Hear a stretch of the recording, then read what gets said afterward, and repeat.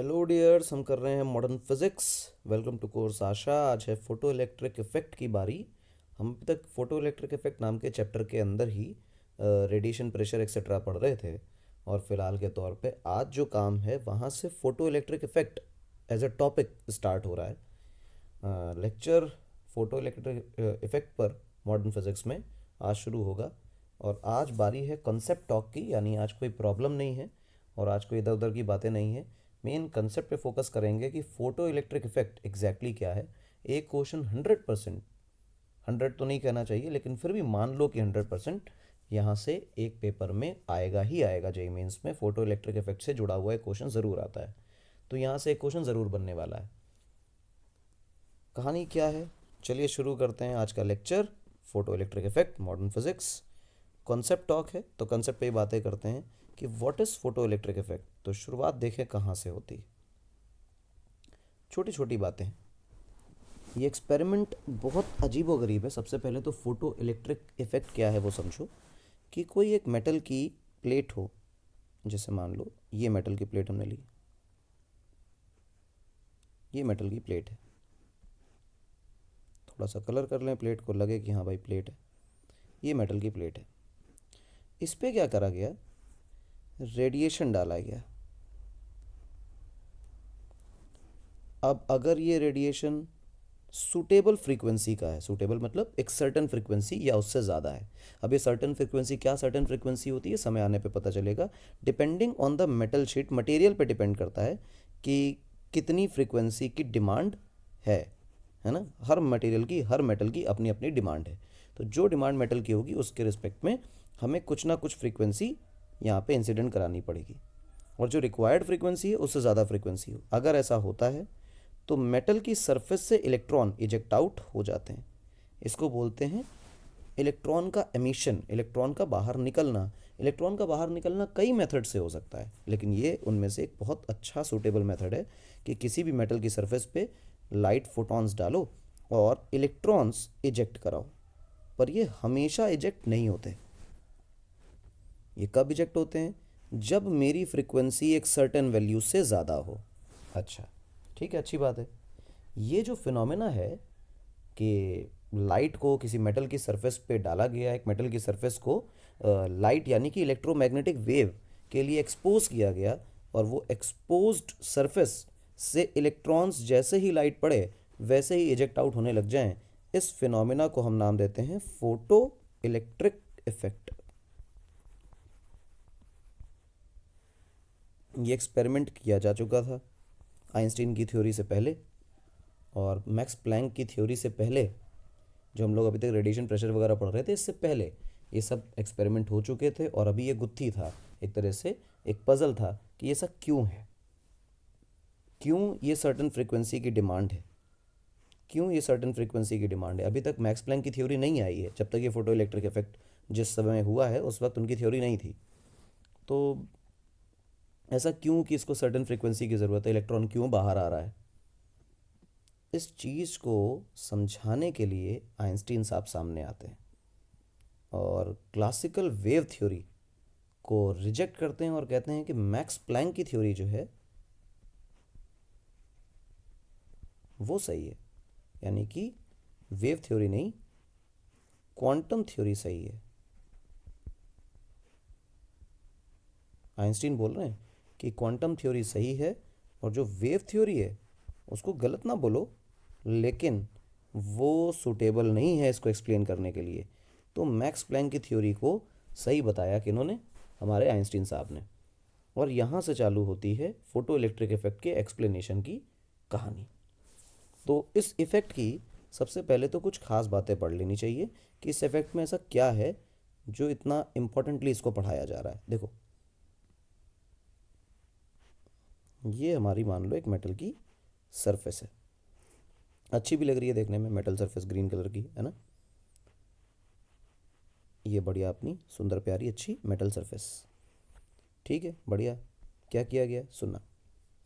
जैसे ही इस पे कोई रेडिएशन गिराया गया, ये पाया गया कि अगर कोई मेटल है, मान लो मेटल एम है, और इस एम मेटल की डिमांड है कि अगर न्यू नॉट फ्रीक्वेंसी इस पे इंसिडेंट होगी तब तो इससे कोई इलेक्ट्रॉन इजेक्ट आउट होगा। अगर इससे कम फ्रीक्वेंसी की इलेक्ट्रोमैग्नेटिक वेव डाली गई, यानी कि रेडिएशन डाला गया जिसको बोलना चाहिए, इलेक्ट्रोमैग्नेटिक वेव शब्द से बचना चाहिए इस चैप्टर के अंदर, तो कोई रेडिएशन डाला गया तो फिर इलेक्ट्रॉन इजेक्ट आउट नहीं होंगे। तो जो मिनिमम फ्रीक्वेंसी रिक्वायर्ड है इलेक्ट्रॉन इजेक्ट आउट करने के लिए, उसको हम बोलते हैं थ्रेशहोल्ड फ्रीक्वेंसी। ठीक। अच्छा, पहला सवाल कि मेटल को ये मिनिमम फ्रीक्वेंसी ही क्यों चाहिए, क्यों नॉर्मली वो नहीं निकल सकता, सबसे बुरी बात। ठीक है। दूसरी बात कि इलेक्ट्रॉन्स जो निकल रहे हैं वो अगर इस फ्रीक्वेंसी से, मतलब जो इंसिडेंट फोटॉन्स हैं, इन इंसिडेंट फोटॉन की फ्रीक्वेंसी अगर मैं इस थ्रेशोल्ड फ्रीक्वेंसी से ज़्यादा कर दूं, तो जैसे ही मैं लाइट डालता हूं इलेक्ट्रॉन बाहर आते हैं। ठीक। इलेक्ट्रॉन्स इजेक्ट होते हैं, मैं ऐसा लिख देता हूं। पर अगर मेरी इंसिडेंट फ्रीक्वेंसी छोटी हो गई, इस थ्रेशोल्ड फ्रीक्वेंसी से मैंने कम फ्रीक्वेंसी डाली, तो इलेक्ट्रॉन का जो इजेक्शन है वो नहीं होता। अच्छा, तो मतलब कम फ्रीक्वेंसी डालोगे इलेक्ट्रॉन नहीं निकलेगा, बहुत अच्छी बात। फिर ये कहा गया कि अगर मैं इंटेंसिटी लाइट की इंक्रीज करता हूं, तो नंबर ऑफ इलेक्ट्रॉन्स इंक्रीज करते हैं। ये सब एक्सपेरिमेंटल बातें हैं, इसके पीछे अभी कोई लॉजिक नहीं है, एक्सप्लेनेशन आएगा जब आइंस्टीन साहब देंगे तब। फिलहाल तो ये बात है कि जैसे जैसे इंटेंसिटी बढ़ाते हैं वैसे वैसे नंबर ऑफ इजेक्टेड इलेक्ट्रॉन्स बढ़ जाते हैं। अब इस बात को एक्सप्लेन कैसे किया जाए, तो अभी तक तो चर्चा ये थी ना इलेक्ट्रोमैग्नेटिक वेव थ्योरी के बाद कि light is a wave, light is a wave. तो सारी की सारी जो स्टोरी है वो ये थी कि लाइट वेव है और लाइट के किसी भी तरह के बिहेवियर को वेव कैरेक्टर से एक्सप्लेन कर देना चाहिए। तो आओ भाई एक्सप्लेन करने की कोशिश करते हैं। और जैसे ही एक्सप्लेन करेंगे वैसे ही पता चलेगा कि wave nature is not suitable for explaining this situation. इस पूरे फिनोमेना को एक्सप्लेन करने के लिए वेव नेचर सुटेबल नहीं है। पहली बात, वेव जो होता है, कोई भी wave is a continuous source of energy. Continuous source of energy. ठीक। अगर कॉन्टिन्यूअस सोर्स ऑफ एनर्जी है तो इसको ऐसे सीखना चाहिए कि भाई ये काम किया, अब वेव गिर रही है, वेव आराम से आ रही है, इलेक्ट्रॉन को अपने मेटल की सरफेस को छोड़कर जाने के लिए कुछ तो एनर्जी चाहिए। भाई इलेक्ट्रॉन है, भले ही वो मेटल की सरफेस के हैं, मेटल के हैं, लूजली बाउंडेड है, पर ऐसा नहीं है कि इतने लूजली बाउंडेड है कि वो कहीं भी भाग जाए, मेटल की सरफेस को छोड़कर भाग जाएं। मेटल की सरफेस से वो बाहर नहीं जा सकते, मतलब अपने बाउंड्री को छोड़कर नहीं निकल सकते। विद इन द बल्क वो कहीं भी दौड़ें, लेकिन सरफेस को छोड़कर नहीं जा सकते। There is a potential barrier on the surface कि इलेक्ट्रॉन को कम से कम उतनी एनर्जी एक्स्ट्रा लेनी पड़ेगी तब वो बाहर जा सकता है। और सोचो कि अगर वेव आ रही है धीमे धीमे और हमारा इलेक्ट्रॉन वेव की एनर्जी को एब्जॉर्ब कर रहा है धीरे धीरे, और एब्जॉर्ब करते करते कभी ना कभी ऐसा हो जाएगा कि वो जो पोटेंशियल बैरियर है उससे ज़्यादा एनर्जी एब्जॉर्ब कर लेगा और इलेक्ट्रॉन बाहर निकल जाएगा। अगर ये सच है तो एक्सपेरिमेंट में ऐसा क्यों हो रहा है कि एक सर्टेन फ्रीक्वेंसी से कम फ्रीक्वेंसी डालने पर इजेक्शन नहीं हो रहा है? ये केस ऐसा क्यों? ये एक्सपेरिमेंटल फैक्ट्स हैं, एक्सपेरिमेंट तो झूठ नहीं बोलता, जो एक्सपेरिमेंट में आया है वही सच है। अब वेव थ्योरी ये समझा रही है कि अगर वेव है लाइट, तो इलेक्ट्रॉन को उस एनर्जी को एब्जॉर्ब करना चाहिए, और स्लोली स्लोली एब्जॉर्ब करते वक्त जितनी रिक्वायरमेंट थी इस पोटेंशियल बैरियर को क्रॉस करने के लिए, जिस वक्त हमारे पास total energy, amount of energy उस पोटेंशियल बैरियर से ज़्यादा हो जाएगी, इलेक्ट्रॉन इजेक्ट आउट हो जाएगा। बट ऐसा कुछ होता नहीं है। और सच में अगर ऐसा होता होता तो भले ही वो एक्सपेरिमेंट बताए ना बताए, हमने कौन से फोटो इलेक्ट्रिक इफेक्ट के एक्सपेरिमेंट घर में देखे, पर एक लॉजिक ये भी है कि मान लो कोई मेटल की शीट रखी है, उसको लाइट पे एक्सपोज कर दो। अगर सच में ऐसा होता कि एनर्जी एब्जॉर्ब करते करते करते करते इलेक्ट्रॉन कभी ना कभी बाहर आ जाते, तो सारे के सारे मेटल जो हमारे घर में उनसे इलेक्ट्रॉन बाहर नाच रहे होते, सब निकल जाते। अगर सारे इलेक्ट्रॉन निकल जाते बचता क्या उसके पास? वो तो आयन बन जाता और हाईली रिपल्सिव हो जाती सारी चीज़ें। और ऐसा नहीं होता है क्योंकि सब कुछ स्टेबल है हमारे पास, यानी लाइट के पड़ने पर हमेशा इलेक्ट्रॉन निकले ऐसा नहीं है। तो ये बात एक्सप्लेन हमारी वेव थ्योरी नहीं कर पाई कि क्यों इलेक्ट्रॉन्स जो हैं वो एक सर्टेन फ्रिक्वेंसी पर निकलते हैं। तो जो प्रॉब्लम है वो ये है कि मिनिमम फ्रिक्वेंसी की रिक्वायरमेंट, मिनिमम फ्रिक्वेंसी रिक्वायर्ड, ये हमारी प्रॉब्लम है। और ये प्रॉब्लम हमारी जो वेव थ्योरी है एक्सप्लेन नहीं कर पाती। दूसरी बात, एक वैसे तो बहुत सारे एक्सप्लेनेशंस हैं इस बात के कि वेव थ्योरी से जो जो एस्पेक्ट इस एक्सपेरिमेंट का एक्सप्लेन करने जाओगे वहाँ वहाँ प्रॉब्लम आएगी। हम दो तीन ही डिस्कस करके छोड़ देंगे जो इंपॉर्टेंट हैं, काम के हैं। अगला क्या है? Intensity problem.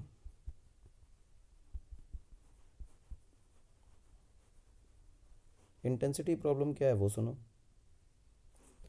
इंटेंसिटी प्रॉब्लम ये है कि अगर लाइट को वेव माना जाए, वेव थ्योरी के हिसाब से बोल रहा हूँ, अगर लाइट को वेव माना जाए तो जो मेरी मेटल सरफेस थी उस मेटल सरफेस पे मैंने मान लो कोई वेव गिराई, जो रेडिएशन है उसको गिराया। अब मैं इंटेंसिटी को इंक्रीज़ कर रहा हूँ। इंटेंसिटी को इंक्रीज़ करने का क्या मतलब है, समझो कि वेव में intensity is proportional to amplitude का स्क्वायर। यानी कि जो मेरी वेव है, यानी इलेक्ट्रोमैग्नेटिक वेव है, यानी उसमें जो इलेक्ट्रिक फील्ड वेक्टर है उसका एम्पलीट्यूड इंक्रीज़ कर रहा है। इंटेंसिटी इंक्रीज़ करने का तो मतलब यही हुआ कि उसकी इलेक्ट्रिक फील्ड इंक्रीज़ कर रही है। अब हमारी वेव की इलेक्ट्रिक फील्ड इंक्रीज़ कर रही है, इलेक्ट्रोमैग्नेटिक वेव की। अगर इलेक्ट्रोमैग्नेटिक वेव की इलेक्ट्रिक फील्ड इंक्रीज़ कर रही है तो जो मेरे इलेक्ट्रॉन्स हैं उनके ऊपर इसकी वजह से फोर्स लगने लग जाएगी ई टाइम्स ई, और ये इंक्रीज़ करने लग जाएगी क्योंकि इलेक्ट्रिक फील्ड बढ़ रही है हमारे इलेक्ट्रोमैग्नेटिक वेव की। और जितनी ज़्यादा फोर्स लगेगी, जितनी ज़्यादा फोर्स लगेगी उतनी ज़्यादा एक्सेलरेशन से हमारे इलेक्ट्रॉन इजेक्ट आउट होंगे, और जितने ज़्यादा एक्सेलरेशन से इजेक्ट आउट होंगे उतनी ज़्यादा काइनेटिक एनर्जी बढ़ेगी। ठीक, अब देखो, वेव थ्योरी कहती है कि if we increase intensity kinetic energy will increase. पर एक्सपेरिमेंट ये कहता है कि if you fix frequency then intensity has no effect on kinetic energy of ejected electrons। ये एक्सपेरिमेंटल फैक्ट है। एक्सपेरिमेंट कह रहा है कि अगर इंटेंसिटी बढ़ाओ घटाओ कुछ भी करो कोई फ़र्क नहीं पड़ता है। If you fix the frequency kinetic energy of electro ejected electrons will fixed. अच्छा, अगर एक बार फिक्स हो गई तो वो नहीं बदलेगी। तो मतलब क्लासिकल वेव थ्योरी कुछ और बोल रही है, एक्सपेरिमेंट कुछ और बोल रहा है। ठीक। दूसरी बात, जो पहले वाला टॉपिक था, जो पहले एक आर्ग्यूमेंट था कि wave is continuous source of energy, उसका मतलब अगर मेरे पास वेव के पास बहुत ज़्यादा large amount of energy at a instant मौजूद नहीं है तो कोई इलेक्ट्रॉन मेरे पास है, उसके पास वेव आ रही है और वेव से वो एनर्जी एब्जॉर्ब कर रहा है, और कुछ सर्टेन टाइम के बाद, कुछ टाइम इंटरवल के बाद, 0.1 सेकेंड, 0.01 सेकेंड एक्सेट्रा, 1 सेकेंड भी हो सकता है, आधा भी हो सकता है, फ्रैक्शंस में भी हो सकते हैं, छोटा टाइम हो सकता है, लेकिन कुछ ना कुछ फाइनाइट टाइम के बाद वो एनर्जी इतनी सफिशिएंट एब्जॉर्ब कर लेगा कि वो इस पोटेंशियल बैरियर को क्रॉस कर सके, और वो जैसे ही पोटेंशियल बैरियर को क्रॉस करेगा बाहर निकल जाएगा इलेक्ट्रॉन। तो it will take some time,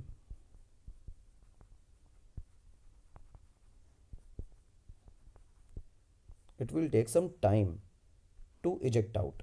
अच्छा, ये क्लासिकल वेव थ्योरी एक्सप्लेन करती है, लेकिन एक्सपेरिमेंट क्या कहता है? एक्सपेरिमेंट कहता है कि जैसे इलेक्ट्रॉन के ऊपर एक लाइट हम डालते हैं, मतलब फोटोन ही बोलेंगे फिलहाल तो हम, इलेक्ट्रॉन तुरंत इजेक्ट आउट होता है।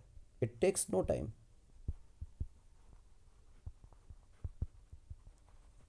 बिल्कुल भी समय नहीं लगता, इट टेक्स नो टाइम, तुरंत ही निकल आता है। तो हम कहते हैं इंस्टेंटेनियसली निकल आया।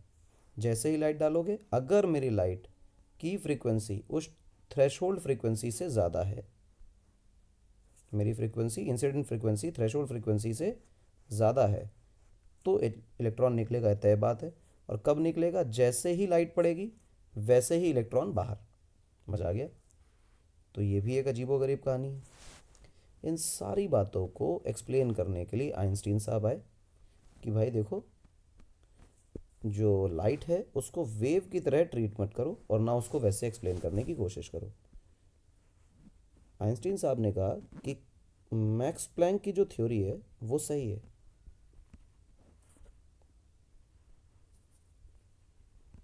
मैक्स प्लैंक्स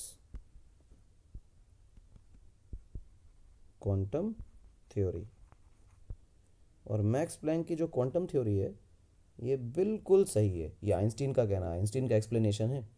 ठीक है, आइंस्टीन साहब बता रहे हैं। और उन्होंने कहा कि देखो, light is photon, light is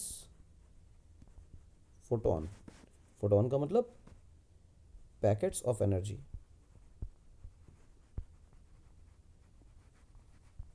packets of energy, जिसमें एक पैकेट की एनर्जी जो है वो एच सी बाई लेमडा है, यानी कि एच न्यू है। अच्छी बात। अब गौर से देखो क्या कहानी है। जैसे ही इन भाई साहब ने कहा कि एच न्यू है, तो हमने कहा अच्छा एच न्यू है।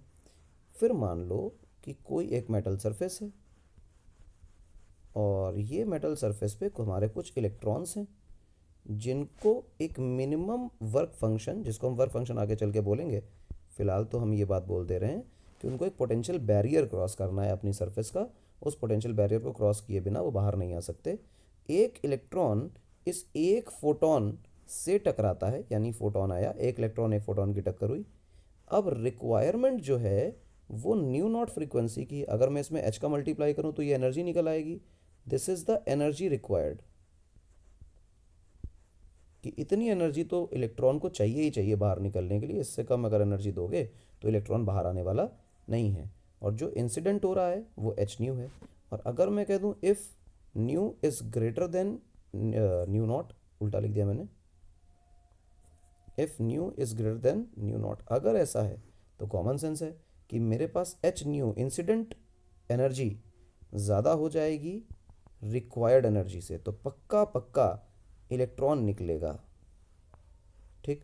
और अगर मेरी एनर्जी, इजेक्शन टेक्स प्लेस, ऐसे लिख देते हैं, इजेक्शन टिक, ठीक।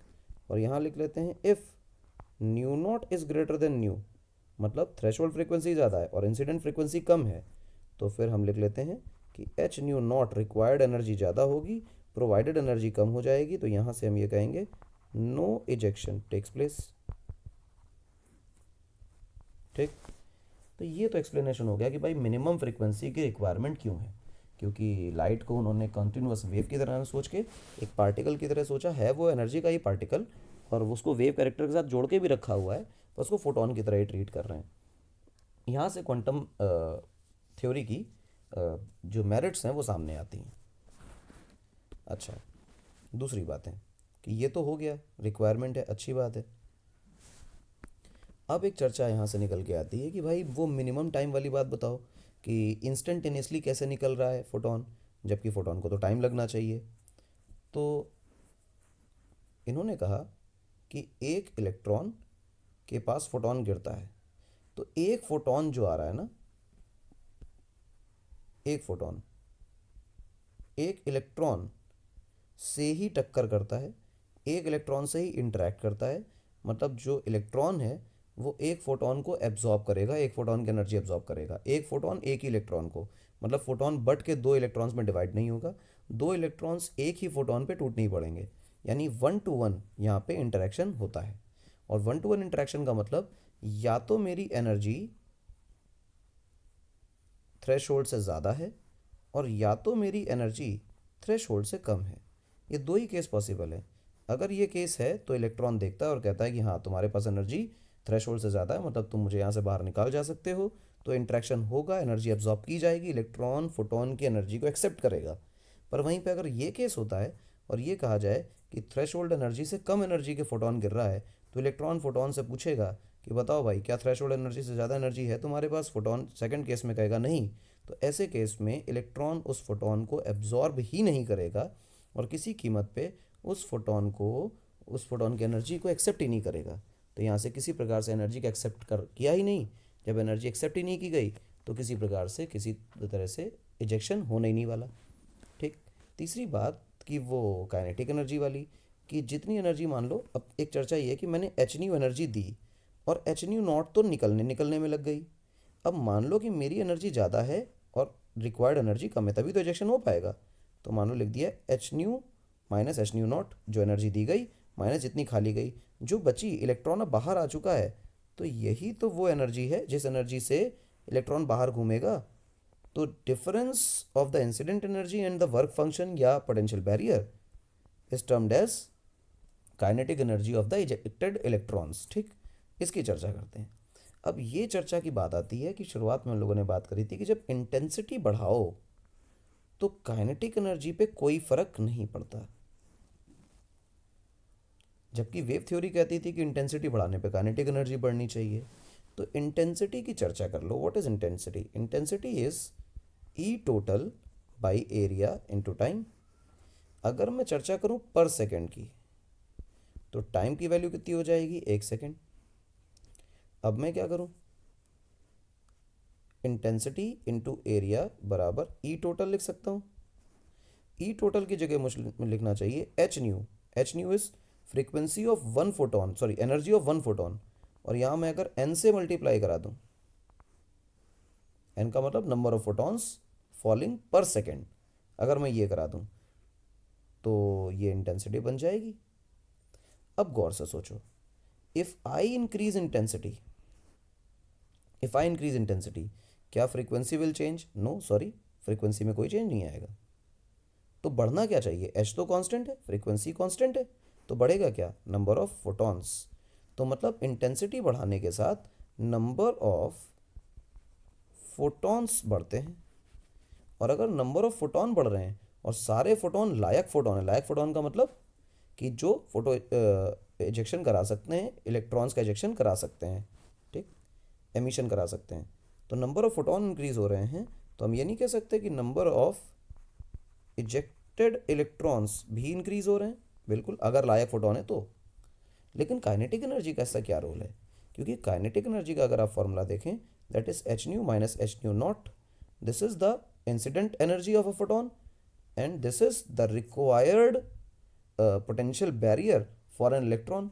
अब भाई जो पोटेंशियल बैरियर मेटल ने सेट करके रखा है वो तो कांस्टेंट ही ना, तो बदल थोड़ी जाएगा फोटॉन्स को देखकर। और ये जो फोटोन की फ्रीक्वेंसी है, अगर वो मैंने यहाँ फिक्स करके रखी हुई है कि भाई इंटेंसिटी के बदलने पे फ्रीक्वेंसी में चेंज नहीं आता है, तो ये फ्रीक्वेंसी फिक्स है, तो काइनेटिक एनर्जी पे क्या फ़र्क पड़ा? कुछ नहीं। तो kinetic energy is independent on the intensity of incident beam if we fix the frequency. ठीक, तो जितनी बातें हमारे क्लासिकल वेव थ्योरी नहीं समझा पा रही थी, उतनी बातें हमारी क्वांटम मैकेनिक्स या फिर ये कहें कि क्वांटम थ्योरी के एक बेसिस पर आइंस्टीन साहब ने आसानी से एक्सप्लेन कर दी। तो क्वांटम थ्योरी की मेरिट्स हो गई, यानी कि लाइट के फोटोन होने की, लाइट के पार्टिकल बिहेवियर रखने की, इस पार्टिकल बिहेवियर को एग्जिबिट करने की जो बात मैक्स प्लैंक साहब ने कही थी, जिससे वो खुद भी खुश नहीं थे, उस बात को आइंस्टीन साहब ने एक अच्छे, सुटेबल, बढ़िया, वेल एस्टेब्लिश्ड एक्सपेरिमेंट को एक्सप्लेन करते हुए उस थ्योरी को इस्टेब्लिश किया। और इसके बाद आइंस्टीन साहब को और मैक्स प्लैंक साहब दोनों को, इस फोटो इलेक्ट्रिक के लिए आइंस्टीन साहब को और क्वांटम थ्योरी के लिए मैक्स प्लैंक साहब को नोबेल प्राइज़ भी मिला। और बड़ी बात है ये, क्योंकि उस वक्त की रेडिएशन की गुत्थी सबसे बड़ी थी और उसको निपटाने का काम मैक्स प्लैंक साहब ने किया। और मैक्स प्लैंक की थ्योरी को जो बेस है या सपोर्ट है, एक्सपेरिमेंटल सपोर्ट है, वो आइंस्टीन साहब ने दिया। एक छोटी बात ये भी कि तुरंत तुरंत जो इंस्टेंटेनियसली इलेक्ट्रॉन का निकलना है, वो बाद में पता चलता है कि इंस्टेंटेनियसली नहीं है, that is 10⁻9, sorry -9 to 10⁻−8 seconds के आसपास का वो ऑर्डर होता है। यानी ऑलमोस्ट नैनो सेकेंड्स के अंदर इलेक्ट्रॉन निकल जाते हैं। तो there is a finite time, पर वो नैनो सेकेंड्स इतना छोटा है कि हमारे लिए तो वो इन्फाइनेटेसिमली स्मॉल ही है। ठीक है, तो this is what we call photoelectric effect. ठीक, ये सारी बातें थी कि फोटो इलेक्ट्रिक इफेक्ट क्या होता है और फोटो इलेक्ट्रिक इफेक्ट के लिए क्लासिकल थ्योरी कैसे फेल हो गई और quantum theory, classical wave theory कैसे फेल हो गई और क्वांटम की थ्योरी, क्वांटम थ्योरी कैसे अब मेरिट में आई और फोटोन नेचर इस्टेब्लिश हुआ।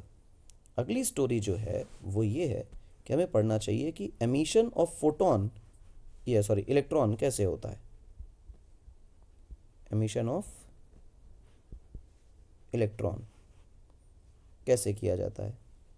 अब देखो, एमिशन ऑफ इलेक्ट्रॉन करने के बहुत सारे तरीके हैं। मेरे हिसाब से एमिशन ऑफ इलेक्ट्रॉन को हमें सबसे ज़्यादा सूटेबली करना चाहिए मेटल्स के अंदर। क्यों मेटल्स के अंदर ही करना चाहिए? क्योंकि इन्हीं के इलेक्ट्रॉन्स आसानी से निकाल पाओगे। मान लो तुमने सोचा कि किसी लकड़ी के इलेक्ट्रॉन निकाल लेते हैं, तो यकीन मानो गर्म करने जाओगे ना उसको, तो वो जल जाएगा, इलेक्ट्रॉन नहीं निकालेगा। मेटल की सरफेस से आसानी से इलेक्ट्रॉन निकाल सकते हैं क्योंकि इनके पास फ्री इलेक्ट्रॉन्स होते हैं। तो हमारा एफर्ट भी तो बचेगा भाई, एनर्जी बचा के काम करो, ठीक है ना। इन इलेक्ट्रॉनों को इनकी सरफेस से बाहर निकालने के लिए एक वर्क फंक्शन, एक पोटेंशियल बैरियर को क्रॉस करना पड़ता है। जो अभी बताया कि there is a finite attraction force, कि जो सरफेस पे इलेक्ट्रॉन्स हैं उन पे अंदर की तरफ उनके एटम्स के दूसरे एटम्स की फाइनाइट अट्रैक्शन फोर्स ऐसी होती है कि उस पोटेंशियल को, उस मिनिमम अट्रैक्शन को ओवरकम करने के लिए आपको मिनिमम एनर्जी रिक्वायर्ड होगी। And that required minimum energy is called work function of the metal या potential barrier of the metal. हम वर्क फंक्शन शब्द इस पूरे चैप्टर के अंदर इस्तेमाल करेंगे। पहला एमिशन का जो तरीका है that is photo electric emission. क्या ये इतना कॉमन है? अगर पहला तरीका है तो क्या ये इतना कॉमन है कि हमें पता ही नहीं है आज तक? नहीं। फोटो इलेक्ट्रिक एमिशन इसलिए इंपॉर्टेंट है कि हम यही चैप्टर पढ़ रहे हैं। ठीक है क्या कि कोई भी एक मेटल ले लीजिए और मेटल के वर्क फंक्शन के हिसाब से अगर इसकी रिक्वायरमेंट न्यू नॉट फ्रिक्वेंसी की है और मैं new greater than new not का अगर फोटोन इंसिडेंट कराता हूँ, तो चुपचाप से ये जो हमारी मेटल सरफेस है ये अपना एक इलेक्ट्रॉन त्याग देगी और तुरंत इलेक्ट्रॉन कूद के बाहर आएगा और कहेगा मुझे दुनिया में खेलने दो। ये खेले कूदेगा बाहर, कोई दिक्कत वाली बात नहीं है, खेलने कूदने तो बढ़िया है। ये फोटो इलेक्ट्रिक एमिशन है जो अभी पढ़ा हम लोगों ने, इसको फोटो इलेक्ट्रिक इफेक्ट भी बोलते हैं। इसके अलावा दूसरा मेथड है थर्माइनिक एमिशन।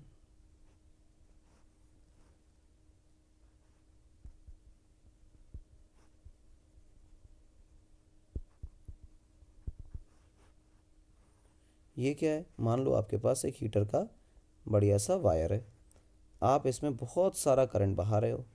इसको इंडक्टर ना समझना, मतलब इंडक्टर की फीलिंग लेके ना समझना, इसको इस तरह समझना कि वायर है, नाइक्रोम टाइप का वायर है, रेजिस्टेंस वायर है, इसके अंदर खूब सारे रेजिस्टेंस है और इसमें अगर मैं करंट बहा रहा हूँ तो I²RT से आपको पता चलेगा कि इसमें बहुत सारी हीट जनरेट होने वाली है। जैसे जैसे हीट जनरेट होगी तो Q बराबर MS∆T से टेम्परेचर बढ़ेगा, टेम्परेचर बढ़ेगा तो जो काइनेटिक एनर्जी ऑफ इलेक्ट्रॉन्स होती है वो KT के ऑर्डर की हो जाएगी किसी टेम्परेचर पे। और टेम्परेचर बढ़ते बढ़ते if we increase the kinetic energy of electron enough कि वो इस पोटेंशियल बैरियर को क्रॉस कर जाए, तो इलेक्ट्रॉन नाच के बाहर आ जाएगा, सरफेस को छोड़ देगा। ठीक, इसको हम लोग बोलते हैं थर्माइनिक एमिशन। तीसरे तरह का एमिशन जो है उसको हम लोग बोलते हैं फील्ड एमिशन।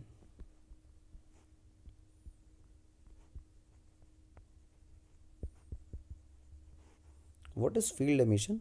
फील्ड एमिशन ये है कि मैं बहुत स्ट्रॉन्ग इलेक्ट्रिक फील्ड लगाऊँ। मान लो एक मेटल सरफेस है और इस पे कहीं मेटल इलेक्ट्रॉन्स घूम रहे हैं और मैंने इसमें बहुत ही स्ट्रॉन्ग इलेक्ट्रिक फील्ड लगा रखी है। इलेक्ट्रिक फील्ड स्ट्रॉन्ग और ये बढ़ती जा रही है, तो हमारे इलेक्ट्रॉन्स जो हैं वो उल्टी दिशा में भागेंगे और इन पर फोर्स लगती रहेगी। अगर पोटेंशियल बैरियर इनको नहीं रोक पाया, या मेरी इलेक्ट्रिक फील्ड, या दूसरे शब्दों में बोलें कि electric field strong enough such that electrons are rejected out, तो आराम से निकल जाएंगे, पोटेंशियल बैरियर को क्रॉस कर दिया। इसके अलावा एक और गंदा तरीका होता है, वो ये जिसको हम बोलते हैं सेकेंडरी एमिशन।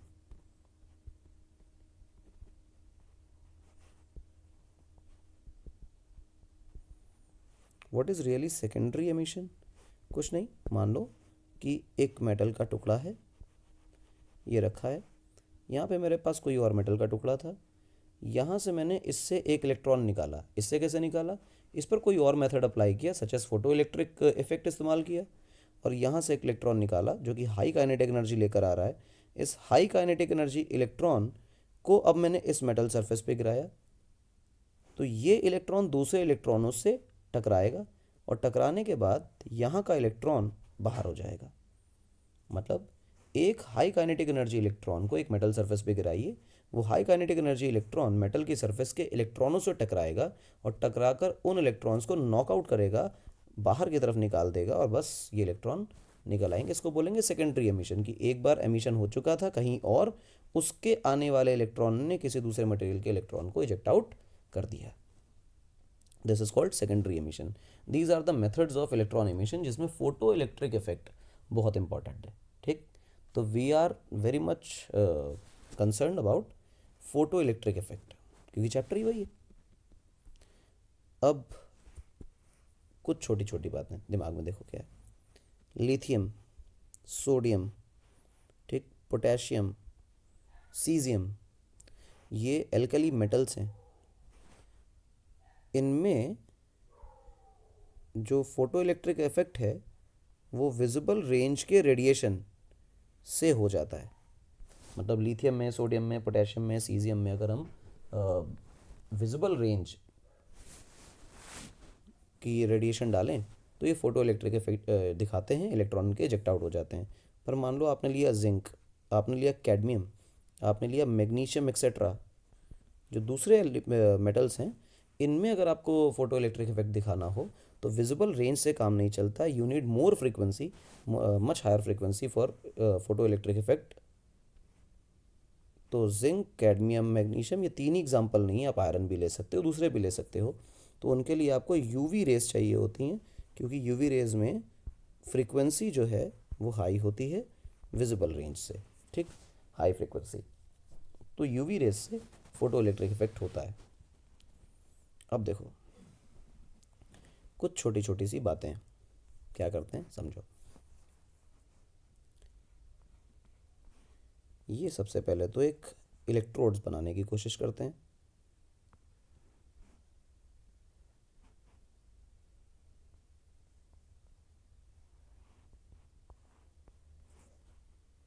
मैं जरा इसको यहाँ से ये करता हूँ। ठीक, वेरिएबल रेजिस्टेंस है और ये हिस्सा कैथोड या एनोड है। मैं ज़रा प्लेट बना दूं अच्छी सी।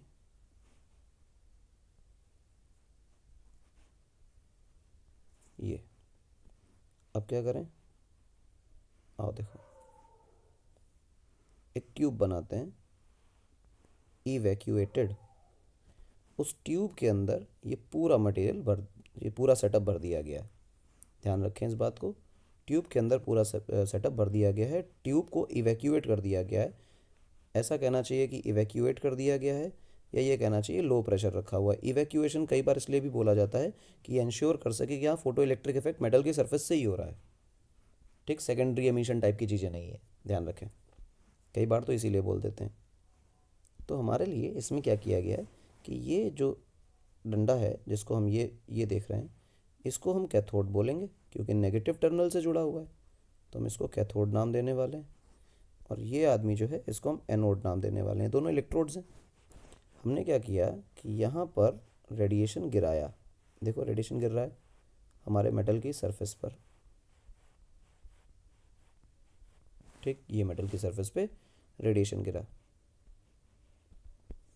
अब ये रेडिएशन जब गिरेगा तो यहाँ से इलेक्ट्रॉन्स बाहर आएंगे, और जो बाहर आएंगे, क्योंकि ये हायर पोटेंशियल है जिसको हम पॉजिटिव टर्मिनल बोलते हैं, लोअर पोटेंशियल है जिसको हम नेगेटिव बोलते हैं, तो ये पॉजिटिव पर है, ये नेगेटिव पर है, तो इलेक्ट्रॉन को तो पॉजिटिव अट्रैक्ट करेगा, ये इलेक्ट्रॉन इधर भागेंगे और हाई काइनेटिक एनर्जी से भागेंगे, क्योंकि भाई जो हमने पोटेंशियल डिफरेंस लगा रखा है उस पोटेंशियल डिफरेंस से फोर्स भी तो लगेगी इलेक्ट्रॉन पे, तो दौड़ने वाले हैं।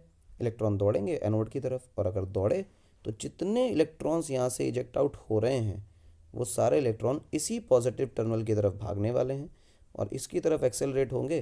तो यहाँ से निकलेंगे, इस पर पहुँचेंगे, पूरे सर्किट में चलेंगे, और सर्किट में चलने के बाद दोबारा यहाँ आएंगे।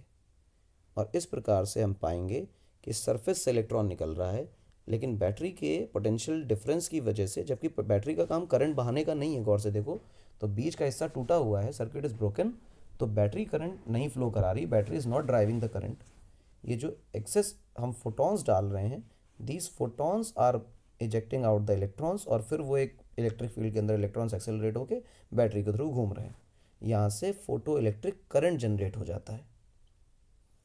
ठीक है, जो इलेक्ट्रॉन्स निकलेंगे उनको हम फोटो इलेक्ट्रॉन्स बोलेंगे।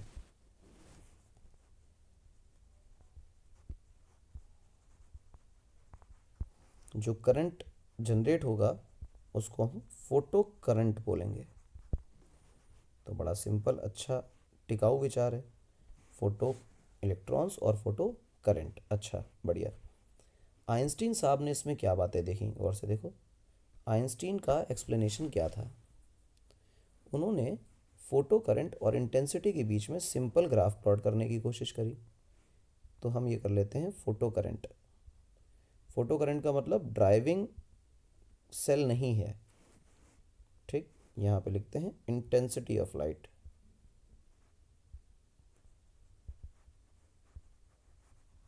ये इंटेंसिटी ऑफ लाइट है। ये जो ग्राफ आप प्लॉट करेंगे तो आपको ये ग्राफ स्ट्रेट लाइन मिलेगा पासिंग थ्रू ओरिजिन। और ये आइंस्टीन साहब का एक्सप्लेनेशन भी था, ये उनका ऑब्जर्वेशन भी था इस एक्सपेरिमेंट के, इस फिनोमेना के रिगार्डिंग, ठीक। तो ये उनका एक्सपेरिमेंट था, बढ़िया। अब ऐसा क्यों, उसका कारण भी वही कि as intensity increases number of photons increases. तो नंबर ऑफ फोटॉन इंक्रीजेस तो number of ejected electron increases. और क्योंकि I बराबर Q बाई टी और Q बराबर N इंटू ई, तो as number of electrons increases hence photo current linearly increases. तो वो इनका ये ग्राफ बन गया। तो वो स्ट्रेट लाइन ग्राफ है। अब रटना है, अच्छा इस बात पे एक बहुत फोकस करना है कि जो फ्रीक्वेंसी ऑफ रेडिएशन है उसको कांस्टेंट लेके चलना है। जब इन दोनों में रिलेशन देख रहे हो तो फ्रीक्वेंसी को कैसे रखोगे कांस्टेंट। अगर फ्रीक्वेंसी बदलोगे तो दोनों के फैक्टर आ जाएंगे ना, इसलिए, ठीक। दूसरी बात क्या थी कि दूसरा अपना ऑब्जर्वेशन कह लो या आइंस्टीन का ऑब्जर्वेशन क्या है फोटो इलेक्ट्रिक इफेक्ट में, वो ये कि मान लो कि तुमने क्या किया कि वोल्टेज लगा रखा था। सोचो तुमने बैटरी लगाई थी वोल्टेज, और इस वोल्टेज पे खेलने की कोशिश करो थोड़ा सा कि वोल्टेज को वैरी कराओ, फिर देखो क्या होता है। If you increase the voltage, if you increase the voltage तो पक्की बात है कि जो इलेक्ट्रॉन्स हैं वो आएंगे बहुत तेज़ी से इसके पास। हाँ, वोल्टेज बढ़ाने से भले ही टूटा हुआ है तो क्या हुआ, जितना इसको मोर नेगेटिव करते चले जाओगे, जितना मोर नेगेटिव करते चले जाओगे उतना ही आसानी से इलेक्ट्रॉन निकल जाएगा, ठीक है ना। पोटेंशियल बैरियर बेसिकली छोटा होता चला जाएगा, ठीक। तो पोटेंशियल डिफरेंस जितना आप बढ़ाते चले जाओगे यहाँ पे इन दोनों टर्मिनल्स के क्रॉस, उतना ज़्यादा करंट बढ़ने के चांसेस हो जाते हैं। करंट बढ़ेगा उतना ज़्यादा क्योंकि नंबर ऑफ इजेक्टेड इलेक्ट्रॉन्स बढ़ जाएंगे, ठीक। इन्होंने क्या देखा, फोटो इलेक्ट्रिक करंट, जिसको हम यहाँ पे छोटे आई से दिखाते हैं, और अप्लाइड वोल्टेज, ये रिवर्स वोल्टेज बिल्कुल नहीं है, ये एकदम सीधा सीधा वोल्टेज है जो कि हमने फॉरवर्ड डायरेक्शन में ही लगाया है, करंट को दौड़ाने के लिए लगाया है। और ये जो ग्राफ है इन दो क्वांटिटीज़ के बीच में कुछ इस प्रकार से बनता है, और ये ऐसे हो गया। जो ये हो गया उसमें थोड़ा प्रॉब्लम है कि जो ये ग्राफ बन गया वो कभी इस एसिम्टोट को टच नहीं कर पाया और बिल्कुल नहीं कर पाएगा कभी। दिमाग में रखें, इस एसिम्टोट को हमारा ग्राफ कभी टच नहीं कर पाएगा। ये वैल्यू जो है आई सैचुरेशन है।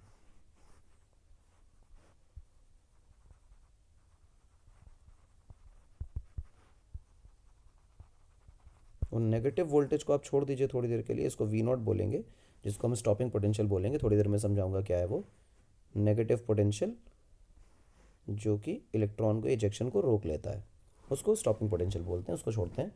फिलहाल तो तुम ज़ीरो से देखो कि यहाँ से अगर आप वोल्टेज को बढ़ाते हो तो काफ़ी देर तक तो ऐसा पाया जाता है कि हाँ भाई हमारा जो करंट है वो भी इंक्रीज़ कर रहा है, पर एक सर्टेन वैल्यू ऑफ करंट के बाद वो करंट सैचुरेट हो जाता है। उसके बाद फर्दर इंक्रीमेंट करंट में नहीं होता है, चाहे आप वोल्टेज जितना भी बढ़ा दीजिए, करंट नहीं पड़ता है, करंट सैचुरेट्स। ऐसा क्यों, सैचुरेट कैसे हो जाता है, ये इंपॉर्टेंट बात है कि अगर करंट बढ़ते बढ़ते बढ़ते बढ़ते बढ़ना बंद हो गया, क्यों, उसका कारण है कि जितने भी electrons were free to move, हाँ, अगर वो सारे के सारे इलेक्ट्रॉन्स को इजेक्ट करा लिया जाए तो क्या उसके बाद इलेक्ट्रॉन्स का इजेक्ट होना पॉसिबल होगा? बिल्कुल नहीं होगा। अगर नहीं होगा तो जितने इलेक्ट्रॉन्स निकल सकते थे सारे निकल गए, और उसके बाद फर्दर और अंदर वाले इलेक्ट्रॉन्स का निकल पाना इज़ इम्पॉसिबल। तो जितने इलेक्ट्रॉन निकल आए हैं उनसे ही करंट आएगा, यानी कि this is the maximum current which can be drawn for a certain number of certain value of intensity. ठीक है ना। तो अगर मैं इंटेंसिटी की चर्चा करूं, इसलिए अब मान लो इंटेंसिटी है, इंटेंसिटी का मतलब कि मैंने यहाँ पर नंबर ऑफ फोटॉन्स को फिक्स कर दिया। If I fix the intensity, number of photons will get fixed. अगर number of photons will get fixed, तो जितने नंबर ऑफ फोटॉन्स स्ट्राइक करेंगे उतने ही तो इलेक्ट्रॉन निकलेंगे। तो वोल्टेज बढ़ाते बढ़ाते थोड़ी देर तक तो इलेक्ट्रॉनों की संख्या बढ़ती है, उसके बाद जितने निकल सकते थे मैक्सिमम निकल रहे हैं, उससे ज़्यादा और नहीं निकल सकते। और अगर आपको इस सैचुरेशन करंट को बढ़ाना हो, तो आपको इंटेंसिटी बढ़ा देनी चाहिए। As you increase the intensity, ये काम हो जाएगा। अब ये काम होते दिमाग में आता है कि यार ये क्या बात है, इसका तो सैचुरेशन करंट की वैल्यू जो है वो ज़्यादा है। हाँ बिल्कुल, तो नीचे वाले की इंटेंसिटी को आप माने कि I1 है और ऊपर वाले को माने I2 है, तो I2 is greater than I1 होगा। ज़्यादा इंटेंसिटी, ज़्यादा फोटोन, ज़्यादा फोटोन, ज़्यादा करंट। ठीक है। तो वोल्टेज बदलने से जो करंट की वैल्यू वेरी करेगी, बट जो मैक्सिमम करंट है वो वेरी नहीं करेगा। ठीक। इसके बाद आती है एक क्लासिक इक्वेशन जिसको हम बोलते हैं Einstein's equation for photoelectric effect, जिस इक्वेशन के लिए आइंस्टीन साहब को हमारा नोबेल प्राइज़ प्यारा सुंदर अच्छा मिला था। आइंस्टीन ने कहा कि अगर मेरी इंसिडेंट फ्रीक्वेंसी रिक्वायर्ड फ्रीक्वेंसी, जिसको हम थ्रेशोल्ड फ्रीक्वेंसी बोल रहे हैं, इससे ज़्यादा है तो फोटो इलेक्ट्रॉन्स इजेक्ट होंगे, यानी फोटो एमिशन होगा। फोटो एमिशन का मतलब लाइट का एमिशन नहीं, लाइट की वजह से एमिशन इलेक्ट्रॉन्स का होगा। ठीक। तो यहाँ पर ये एच न्यू अगर मैं सोचूं तो ये क्या है, ये इंसिडेंट, थोड़ा सा गड़बड़ हो गया, ऐसे लिखना चाहिए कि एनर्जी ऑफ इंसिडेंट फोटोन, और एच न्यू नॉट अगर मैं लिखने की कोशिश करूं तो ये है वो थ्रेशहोल्ड एनर्जी, जितनी एनर्जी से कम एनर्जी देने पर इलेक्ट्रॉन बाहर नहीं आता है। इसको हम लोग पोटेंशियल बैरियर भी बोलते हैं, और इस चैप्टर के अंदर हम लोग इसको वर्क फंक्शन के नाम से जानेंगे of metal. It depends on temperature and material, और अगर मटेरियल पे डिपेंड करता है तो कहानी फिर मटेरियल की अलग अलग होगी, और टेम्परेचर पे भी करता है तो अलग अलग टेम्परेचर पे एक ही मेटल के लिए बदलता रहेगा। तो कॉमन सेंस है कि इसकी तो इन्फाइनाइट वैल्यूज़ हो जाएंगी, इसलिए हमेशा हम लोग किसी एक सर्टेन टेम्परेचर पर वर्क फंक्शन लिखते हैं। ठीक है। अच्छा सोचो कि अब अगर ये ज़्यादा है मेरी एनर्जी, तो कॉमन सेंस है कि जितनी मैंने दी उतनी भाई साहब ने ले ली, और जितनी इन्होंने ली वर्क फंक्शन के बराबर, तो इन दोनों में से कुछ बचेगा कि नहीं बचेगा। ये जो बचेगा यही हमारे इलेक्ट्रॉन की काइनेटिक एनर्जी होगी, यही हमारे इलेक्ट्रॉन की काइनेटिक एनर्जी होगी। दिस इज द इक्वेशन जिसको हम बोलते हैं फोटो इलेक्ट्रिक इक्वेशन। अब यहाँ पे प्रॉब्लम आती है कि बच्चे पूछते हैं कि अगर ये जो एनर्जी है ये उसकी काइनेटिक एनर्जी है, तो काइनेटिक एनर्जी मैक्सिमम मैक्सिमम क्यों लिख के चल रहे हो। बोल काइनेटिक एनर्जी रहे हो और लिख तो मैक्सिमम काइनेटिक एनर्जी रहे हो, तो मैक्सिमम मिनिमम का क्या लोचा है। तो उसके पीछे भी एक बढ़िया लोचा है। देखो क्या, कि मान लो कि मेटल सरफेस पे हमारे इलेक्ट्रॉन्स हैं, ये मेटल की सरफेस है मान लो, ठीक है, और इस पर इलेक्ट्रॉन बैठा लो कि इलेक्ट्रॉन्स हैं। थोड़ा सा गंदा हो गया ये, थोड़ा डार्क नहीं है, पीला कर लो इसको, दिखेगा क्लियर। इलेक्ट्रॉन्स, अब इस इलेक्ट्रॉन पे फोटोन पड़ा, क्या ज़रूरी है कि इस एनर्जी को एब्जॉर्ब करके इलेक्ट्रॉन बाहर ही की तरफ आए। नहीं, हो सकता था टेढ़ा भागता, टेढ़ा भागता तो दूसरे इलेक्ट्रॉन से टकराता, किसी आयन से टकराता, किसी एटम से टकराता, और टकराने के बाद कुछ एनर्जी का लॉस हो जाता और फिर वो बाहर आता। तो क्या वो इस डिफरेंस के बराबर एनर्जी लेके बाहर आता? बिल्कुल नहीं। इस डिफरेंस के बराबर एनर्जी तो तब बाहर लेके आएगा जब वो कहीं भी कोई टक्कर ना करे, डायरेक्टली बाहर आ जाए। यानी कि ये जो डिफरेंस लिखा हुआ है आपके सामने, इंसिडेंट एनर्जी और वर्क फंक्शन का, वो काइनेटिक एनर्जी है जो इलेक्ट्रॉन मैक्सिमम पजेस कर सकता है, इससे ज़्यादा नहीं कर पजेस कर सकता है। अगर टक्कर वक्कर हो रही है, जो कि जनरली होती ही है, तो जितनी भी तरह की टक्करें हो रही हैं उन टक्करों के बीच में काइनेटिक एनर्जी लूज हो रही है और बचने के बाद जो बचेगी उस काइनेटिक एनर्जी से इलेक्ट्रॉन आएगा। अब कितनी काइनेटिक एनर्जी से इलेक्ट्रॉन आएगा, नो वन कैन प्रिडिक्ट, क्योंकि टक्करें, इलेक्ट्रॉन का कहीं घूमना, कितने एटम किस जगह पे हैं, दूसरे इलेक्ट्रॉन कहाँ हैं, ये सब कुछ इतना रैंडम है जिसको प्रिडिक्ट नहीं किया जा सकता। इस पे सब पे सिर्फ एवरेज वैल्यूज ही निकाली जा सकती हैं, उसका भी कोई लॉजिक नहीं है। तो कितनी काइनेटिक एनर्जी से इलेक्ट्रॉन एग्जैक्टली निकलेगा ये प्रिडिक्ट कर पाना बहुत मुश्किल है, लेकिन हाँ कितनी मैक्सिमम काइनेटिक एनर्जी से इलेक्ट्रॉन निकलेगा that is we can predict. ठीक है ना। तो अगर मैं लिखूँ काइनेटिक एनर्जी तो हमने लिख ही लिया भाई। अब ये जो एच न्यू नॉट है जिसको हम वर्क फंक्शन बोल रहे हैं, इसको किताबों में फाई या वर्क फंक्शन डब्लू ऐसे लिखा मिलता है। तो हम इसको इस तरह से भी देख सकते हैं कि kinetic energy maximum is equal to H nu which is of course the photons energy which is incident, और इसको हम यहाँ पे फाई लिख लेते हैं। ठीक, इस इक्वेशन को एक और शक्ल दे सकते हैं, क्या, गौर से देखो, H C by lambda minus H C by lambda naught, V nu naught की जगह लेमडा नॉट कर लिया। सी को क्यों चेंज नहीं किया, लॉजिक यार, सी को क्यों चेंज करोगे, स्पीड ऑफ लाइट तो सेम ही ना, ये तो काइनेटिक एनर्जी मैक्सिमम हो गई। ऊपर से देखो तो एच सी और एच सी दोनों में कॉमन है, तो एच सी कॉमन ले लो, 1/λ minus 1/λ not is equal to K E max. ये भी एक उसी इक्वेशन का बदला हुआ चेहरा है, और कुछ नहीं, चेहरा बदल दिया है, इक्वेशन वही है और सब्सटीट्यूशन है, कुछ नया तो चीज़ नहीं है, पर ये शक्ल भी देखी हुई होनी चाहिए। ठीक है, कोई परेशानी नहीं। अब बात आती है कि ज़रा ग्राफ प्लॉट कर लिया जाए कि कितनी काइनेटिक एनर्जी से कितने नंबर ऑफ फोटॉन्स निकलते हैं। तो याद करो हम लोगों ने मैक्सवेल डिस्ट्रीब्यूशन कर्व टाइप की चीज़ पढ़ी थी, उसी प्रकार का कुछ है कि यहाँ पे मैं नंबर ऑफ इलेक्ट्रॉन्स इजेक्टेड की चर्चा कर रहा हूँ और यहाँ पे काइनेटिक एनर्जी की चर्चा कर रहा हूँ। जूल में ले लो, इलेक्ट्रॉन वोल्ट में ले लो, एक ही बातें हैं।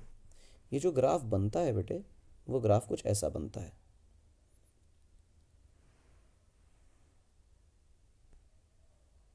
ठीक, ये ऐसा, ये जो पीक तुम्हें दिखाई दे रहा है, पीक का मतलब मैक्सिमम काइनेटिक एनर्जी नहीं है, पीक का मतलब है मैक्सिमम नंबर ऑफ इलेक्ट्रॉन्स जो कि इस पर्टिकुलर काइनेटिक एनर्जी के हैं। और गौर से देखो ये काइनेटिक एनर्जी मैक्सिमम से कितनी पीछे है, और मैक्सिमम काइनेटिक एनर्जी वाले इलेक्ट्रॉन्स की संख्या तो देखो लगभग लगभग ज़ीरो, यानी कि बहुत कम पार्टिकल्स, एका दुका आ जाते हैं तो आ जाते हैं, वरना नहीं आते हैं। तो ये बहुत कम काइनेटिक एनर्जी वाले पार्टिकल्स ही सबसे ज़्यादा बाहर आते हैं, क्योंकि नंबर ऑफ टक्कर्स के चांसेस तो बहुत ज़्यादा हैं और पॉसिबिलिटी उसी की है। ठीक है, समझ आ रहा है, एकदम सिंपल है। अच्छा, ऊपर वाली इक्वेशन को जरा एक बार गौर से देखो, एच सी बराबर 1/λ, H C of 1/λ minus 1/λ not बराबर के ई मैक्स। अब के ई मैक्स की बातें करो, इसी इक्वेशन को देखो तो एच और सी, एच की वैल्यू 6.63 इंटू 10⁻⁻34 और सी की वैल्यू 3 इंटू 10⁻8, उसको कन्वर्ट करो इलेक्ट्रॉन वोल्ट में। तो जब आप उसको इलेक्ट्रॉन वोल्ट में कन्वर्ट करते हो तो आपके पास जो फॉर्मूला आता है वो नंबर आता है 124,000 1/λ माइनस 1/λ नॉट, और ये सारी स्टोरी जो है वो इलेक्ट्रॉन वोल्ट में है। ठीक, जैसे ही आपने इसको कन्वर्ट किया it became in electron volt. अब ये आ गई आपकी काइनेटिक एनर्जी मैक्सिमम। विशेष ध्यान रखें कि जब भी कभी यहाँ से आपको काइनेटिक एनर्जी लिखनी हो तो 124,000 का इस्तेमाल करें, पर काइनेटिक एनर्जी को जूल में ना लिख के काइनेटिक एनर्जी को इलेक्ट्रॉन वोल्ट में लिखें। Again very important equation, equation वही है, बस उसको सॉल्व कर दिया है। फिर वही बात है कि आपके लिए एच वगैरह जो वैल्यूज़ हैं दोज आर कॉन्स्टेंट वैल्यूज़, तो आप बार बार उसको सॉल्व करने से अच्छा है हमेशा उनका रिजल्ट एक ही आने वाला है, तो जो रिजल्ट लिख के दिया जा रहा है इसको आप मगअप कर लीजिए। क्लियर है, विशेष ध्यान रखें। अब गौर से देखो, जो मेरी काइनेटिक एनर्जी है उस काइनेटिक एनर्जी को मैं half M into V square लिख सकता हूँ, लेकिन गौर से सोचो तो v ना लिख के इसको लिखना चाहिए v मैक्स, क्योंकि नॉर्मल काइनेटिक एनर्जी की तो मैं चर्चा ही नहीं कर सकता हूँ, इट इज़ एंटायरली रैंडम, है ना, तो मैं इसकी चर्चा ही नहीं कर सकता। ये वी मैक्स स्क्वायर है। अब तुमसे कोई कहे कि किस मैक्सिमम काइनेटिक एनर्जी से इलेक्ट्रॉन आ रहा था, वो तो हमने पता कर लिया। किस मैक्सिमम स्पीड से आ रहा था, क्या वो पता कर सकते हैं? बिल्कुल। 2 × ke max by m का रूट, this is the speed, maximum speed of the ejected electrons. गौर से देखो, मैं 2/m बाहर रखता हूँ और काइनेटिक एनर्जी मैक्स की चर्चा करता हूँ। और काइनेटिक एनर्जी मैक्स को अगर मैं देखूँ तो मैं लिख सकता हूँ h new minus h new naught. ठीक है, इस तरह भी काम किया जा सकता है। तो this is V max of the particle of electron. Particle शब्द जो है वो थोड़ा कंफ्यूज करता है, कई बार मॉलिक्यूल के लिए बच्चे ले लेते हैं। तो ये हो गया भाई आपके लिए। इसके बाद एक नई चीज़ आती है कि इलेक्ट्रॉन आपका, ये मान लो आपके लिए इलेक्ट्रोड था। हमने कहा ठीक है, फिर सबने कहा इलेक्ट्रोड है, अच्छी बात है, इससे इलेक्ट्रॉन निकलेगा। हमने कहा हाँ, मान लो कि अपने फोटो इलेक्ट्रिक इफेक्ट के अंदर ही अंदर ये अपना कैथोड था। ठीक, लाइट डाली गई, इलेक्ट्रॉन बाहर आया। अब इलेक्ट्रॉन दौड़ रहा है। इस इलेक्ट्रॉन की क्या स्पीड है, कौन देखेगा, कौन बताएगा?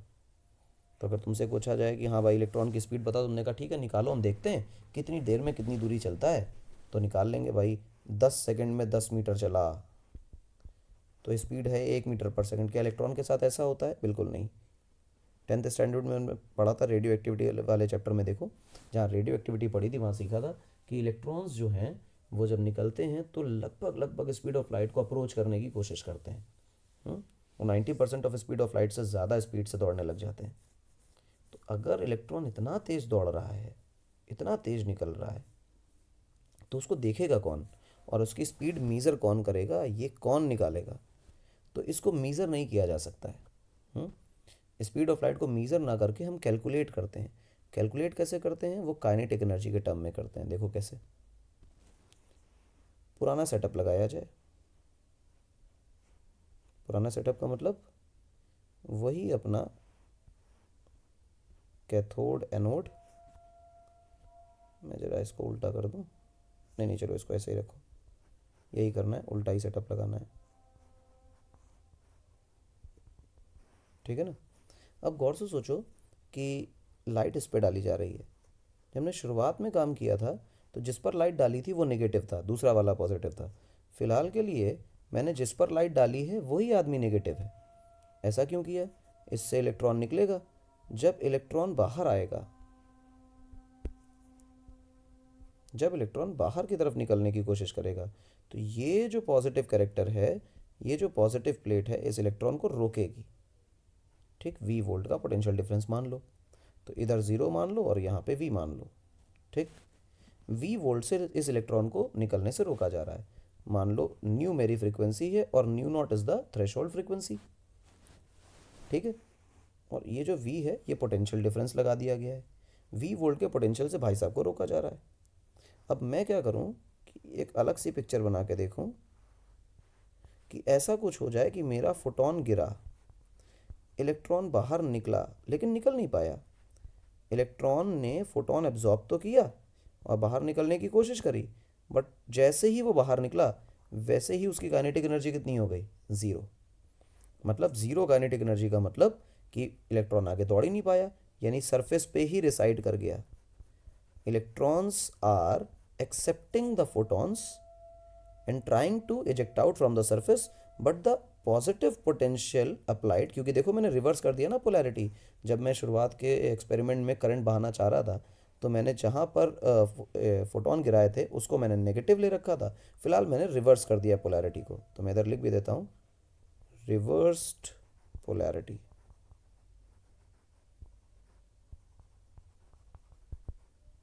पोलैरिटी को रिवर्स कर दिया गया और रिवर्स पोलैरिटी के साथ ये काम किया जा रहा है।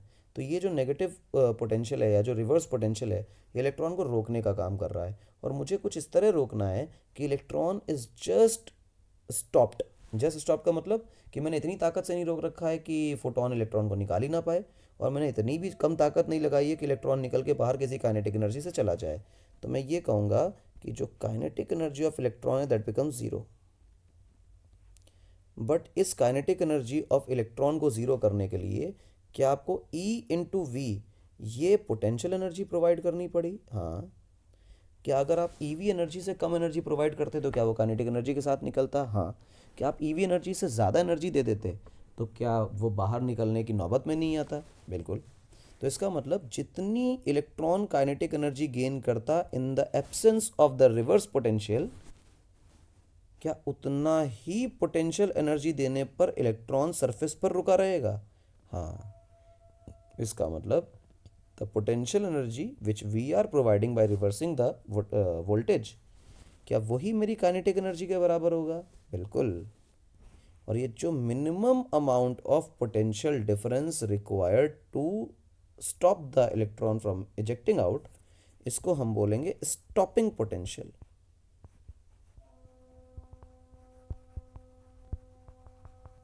This is our stopping potential. Very decent, नन्ना प्यारा। अच्छा, अब गौर से देखो, जो पोटेंशियल डिफरेंस आप अप्लाई कर रहे हो ये आप मीज़र कर सकते हो, आपके पास डिवाइसेस हैं और बहुत सेंसिटिव डिवाइसेस हैं, बहुत एक्यूरेटली मीज़र कर सकते हो। इलेक्ट्रॉन का चार्ज हमारे लिए बता के साइंटिस्ट लोग गए हुए हैं, इसमें कोई परेशानी नहीं है। कई सारे एक्सपेरिमेंट्स भी हुए हैं इलेक्ट्रॉन को चार्ज को पता करने के लिए। तो इलेक्ट्रॉन का चार्ज तो अपने को मालूम ही है। स्टॉपिंग पोटेंशियल हम मीज़र कर सकते हैं। क्या हमने काइनेटिक एनर्जी मीज़र कर ली? हाँ। अब ये जो काइनेटिक एनर्जी है that is half M into V max square. गौर से देखो तो ये काइनेटिक एनर्जी ये भी नहीं है, this is V max square, क्योंकि अंदर कितनी टक्कर हो रही है इससे हमें क्या फ़र्क पड़ता है, वो तो हम काउंट ही नहीं कर रहे हैं। नहीं कर रहे हैं तो we are concern about the kinetic energy maximum only. इसको मैं ई वी नॉट लिख सकता हूँ, लिख दिया। ई वी नॉट लिखने के बाद जो वी मैक्स मैं निकाल के दे रहा हूँ वो वी मैक्स निकल रहा है E V naught into two by M का रूट। अब गौर से देखो, मास ऑफ इलेक्ट्रॉन मालूम है, हाँ। चार्ज ऑन इलेक्ट्रॉन मालूम है, हाँ। टू तो सबको पता होता है। और जो स्टॉपिंग पोटेंशियल है वो भी तुमको पता है। क्या तुम इलेक्ट्रॉन कितनी स्पीड से निकला ये भी पता कर पाए? हाँ। इसको आप कैलकुलेट नहीं, सॉरी, इसको आप मीज़र नहीं कर सकते हैं, कैलकुलेट कर सकते हैं। तो काइनेटिक एनर्जी ऑफ इलेक्ट्रॉन और स्पीड ऑफ इलेक्ट्रॉन को हमने मीज़र कर लिया, यानी H nu minus H nu not, that becomes kinetic energy maximum. इसी को हम लोग H nu minus H nu not बराबर half of M of electron into V max square लिखा करते थे। इसी को हम लोग लिख सकते हैं H nu minus H nu not बराबर ई वी नॉट। ये तीन इक्वेशंस आपके बड़े काम आने वाली हैं। ठीक है। अब यहाँ से स्टॉपिंग पोटेंशियल का बड़ा अच्छा खेल हो गया, शानदार चीज़ हो गई स्टॉपिंग पोटेंशियल। क्या मैंने यहाँ कहीं ग्राफ बनाया? नहीं, पीछे बनाया था, एक और पेज पीछे जाना पड़ेगा। हाँ, ये देखो, ये ग्राफ बनाया मैंने। यहाँ पे ये जो ग्राफ बना हुआ है ये, जिसको मैंने बोला था स्टॉपिंग पोटेंशियल है, रिवर्स पोटेंशियल। देखो गौर से, नेगेटिव साइड में है पोटेंशियल की, ये ओरिजिन है। राइट साइड में पॉजिटिव पोटेंशियल है, लेफ्ट में नेगेटिव है। लेफ्ट में नेगेटिव होने का मतलब ये नहीं कि नेगेटिव पोटेंशियल अप्लाई कर रहे हैं, बेसिकली ये है कि जिस पर इलेक्ट्रॉन है उस पर हमने पॉजिटिव अप्लाई कर दिया है, रिवर्स बायसिंग कर दी है, उल्टा जोड़ दिया है। नेगेटिव पोटेंशियल का मतलब ये है कि पोलैरिटी ऑपोजिट कर दी है। ठीक। और कम से कम इतने वोल्टेज से अगर ज़्यादा, ये जो वी नॉट वोल्टेज है इसमें मैं ई वी नॉट कर दूं तो ये एनर्जी हो जाएगी। और इसके बराबर कि अगर एनर्जी एच न्यू नहीं दी, एटलीस्ट कर देना चाहिए इसको, अगर नहीं दी तो फिर तो निकलना ही नहीं वाला इलेक्ट्रॉन। हाँ, यानी कि जब हम उल्टा करके रखेंगे पोलैरिटी को तो ईवी मतलब वी नॉट पोटेंशियल तक तो करंट बहेगा ही नहीं। वी नॉट पोटेंशियल से ऊपर जब पोटेंशियल ले आओगे तो आप इस पोटेंशियल बैरियर को, जो कि आपने उल्टा करके लगाया हुआ है, इसको आप ओवरकम करेंगे। और इसको ओवरकम करने के बाद आप तब इलेक्ट्रॉन निकाल पाएंगे। अगर ये इलेक्ट्रॉन तब निकाल पाएंगे तो इसका मतलब बढ़िया, अच्छी बात है, क्या परेशानी है, करंट बहना शुरू हो जाएगा। तो गौर से देखो, इस करंट और वोल्टेज के बीच में ये जो वी नॉट वाला तुम्हारा वोल्टेज है, इस वी नॉट वोल्टेज से पहले और नेगेटिव वोल्टेज पे कोई करंट नहीं है। लेकिन इस वी नॉट के बाद अगर हम इसको मोर पॉजिटिव बनाते हैं तो करंट की वैल्यू आने लग जाती है, यानी इसके बाद करंट बहना शुरू होता है। This is what stopping potential means. ये मतलब है स्टॉपिंग पोटेंशियल का। अगली चर्चा करते हैं स्टॉपिंग पोटेंशियल के बाद, नेक्स्ट पेज पे आते हैं। तो स्टॉपिंग पोटेंशियल तो हो गया भाई, बढ़िया बात है, अच्छा भी लगा। एक इक्वेशन, तो इक्वेशन से रिलेटेड उसका ग्राफ भी होता है। इक्वेशन और ग्राफ ये भाई भाई है, जहाँ इक्वेशन होगी वहाँ ग्राफ होगा, जहाँ ग्राफ होगा वहाँ इक्वेशन होगी। तो इक्वेशन की चर्चा करते हैं, गौर से देखो। इक्वेशन है H nu minus H nu not बराबर के ई मैक्स। ठीक है, अब के ई मैक्स को तुम ई वी नॉट के टर्म में लिखने की कोशिश करो, क्योंकि रियलिटी में के ई मैक्स ऐसा बेहूदी बात है कि तुम काइनेटिक एनर्जी इलेक्ट्रॉन की मीज़र कर रहे हो, मीज़र वीज़र कुछ नहीं कर रहे हो, कैलकुलेट कर रहे हो, वो भी इनडायरेक्टली पोटेंशियल एनर्जी से। ठीक है ना, ये हो गया। अब देखो गौर से कि मेरे लिए इस स्टॉपिंग पोटेंशियल और इस जो हमारी इंसिडेंट फोटोन की फ्रीक्वेंसी है, इसके बीच में ग्राफ प्लॉट करने की कोशिश करते हैं। ठीक है, तो सबसे पहले तो एच न्यू बराबर ई V naught plus H nu not ऐसे लिख लो। तो v बराबर क्या हो जाएगा, e by H into V naught plus H nu naught upon H, ये एच एच चला गया। तो जो मेरी इक्वेशन बन के आई वो इक्वेशन बन के आई न्यू बराबर e by H into V naught plus nu naught. ठीक है, ये हमारी इक्वेशन बनी। ठीक है, ये इक्वेशन अच्छी है, कोई परेशानी नहीं। तो इक्वेशन को नीचे लिख लेना चाहिए, न्यू बराबर e by H into V naught plus nu naught, this is our equation. अब इसका ग्राफ प्लॉट करते हैं, देखो।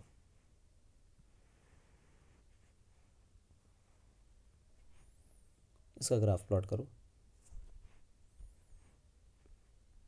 क्या हमने सही लिखा है? हाँ, लिखा तो सही है, लेकिन इस इक्वेशन को थोड़ा सा बदलते हैं, इस इक्वेशन को थोड़ा अच्छा बनाते हैं। जो स्टैंडर्ड ग्राफ होता है वही पढ़ाते हैं, है ना। चार चीज़ें पढ़ाने से अच्छा है जो स्टैंडर्ड ग्राफ है वही पढ़ाओ। गौर से देखो, इसी इक्वेशन को थोड़ा सा मैनिपुलेट करो। मैं वी नॉट को वाई एक्सिस पे ले जाना चाहता हूँ, वी नॉट को वाई एक्सिस पे ले जाना चाहता हूँ। तो देखो क्या लिखूँगा, V naught into H E by H बराबर न्यू माइनस न्यू नॉट। अब एच को और ई को उधर भेज दो, तो वी नॉट की अकेले की वैल्यू आ जाएगी, that would be H by E into new minus H by E into new naught. ठीक है, ये निकल आया। अब मेरा ग्राफ जो प्लॉट हो रहा है वो वाई और एक्स एक्सिस में हो रहा है, जहाँ पे मैं यहाँ पे तो वी नॉट को ले जा रहा हूँ और यहाँ पे इंसिडेंट फ्रीक्वेंसी को ले जा रहा हूँ। ये जो थ्रेशोल्ड फ्रीक्वेंसी है ये कांस्टेंट वैल्यू है। गौर से देखो, ये हिस्सा जो है वो वाई एक्सिस पे है, ये हिस्सा एक्स एक्सिस पे है। ये पूरा टर्म जो है तुम्हारा वो एम बन चुका है, और ये पूरा हिस्सा जो है ये सी बन चुका है। तो वाई बराबर एम एक्स प्लस सी के हिसाब से इस इक्वेशन का ग्राफ आना चाहिए। स्लोप पॉजिटिव है, ठीक है, लेकिन इंटरसेप्ट नेगेटिव है। तो ये बना इसका graph, slope positive intercept negative, ये बन गया। इसको ऊपर करो थोड़ा। हम्म अब गौर से देखो, ये इंटरसेप्ट है। अब अगर मैं स्लोप की चर्चा करूं तो slope is H by E. अब तुम अपने आप सोचो, क्या इलेक्ट्रॉन का चार्ज कभी बदलता है? बिल्कुल नहीं, इलेक्ट्रॉन का चार्ज इज फिक्स्ड, वो तो जीवन में कभी नहीं बदलेगा। अगर इलेक्ट्रॉन का चार्ज कभी नहीं बदलेगा तो इसका मतलब ये तो फिक्स है। और प्लैंक कांस्टेंट कभी बदलता है? नहीं बदलता। If Planck constant is also fixed, तो फिर स्लोप जो है वो जीवन भर के लिए क्या हो गई? कांस्टेंट। अब मेटल कोई भी हो, टेम्परेचर कोई भी हो, फ्रीक्वेंसी कोई भी हो, इंटेंसिटी कोई भी हो, कुछ भी वेरी करा दो, ना एच बदलने वाला है ना ई बदलने वाला है, ये दोनों टर्म्स कांस्टेंट रहने वाले हैं। तो स्लोप हमेशा कांस्टेंट रहने वाली है। मतलब किसी और मेटल के लिए भी अगर तुम ग्राफ प्लॉट करने की कोशिश करो ना, तो वो जो है वो स्लोप इतना ही देने वाला है। थोड़ा सा टेढ़ा हो गया ग्राफ, ठीक। ये तो स्लोप तो बेटा उतना ही मिलेगा जितना अभी तक मिल रहा था। यानी कि अगर मैं ये कहूँ कि दिस एंगल इज थीटा, तो फिर ये एंगल भी क्या होने वाला है, थीटा। और फिर देखो इसका इंटरसेप्ट ये जो है वो C2 है, उसका इंटरसेप्ट C1 बोल देते हैं, इसका C2 बोल देते हैं। थोड़ा सा इसको इरेज करें।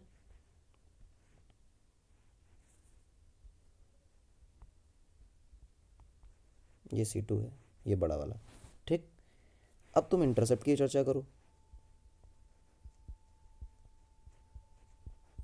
इंटरसेप्ट बराबर क्या होगा, इंटरसेप्ट बराबर है h/e/μ0।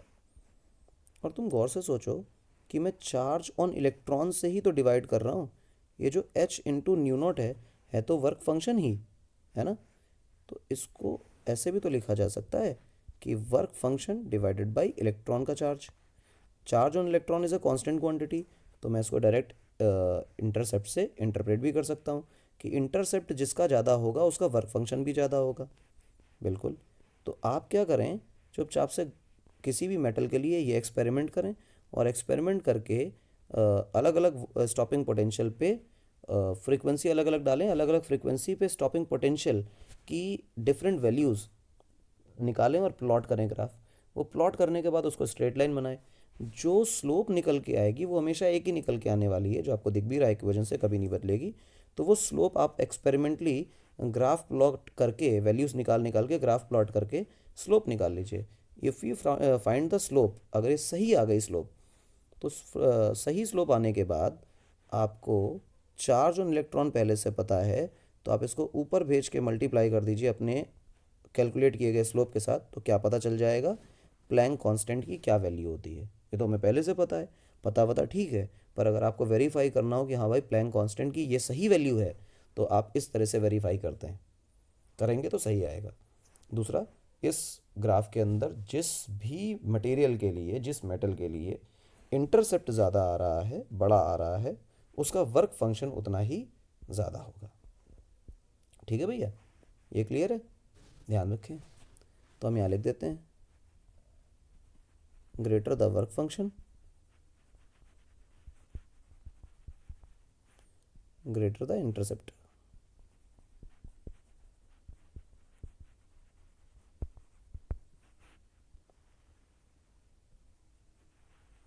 ठीक है, ये विशेष ध्यान रखें, this is very much important,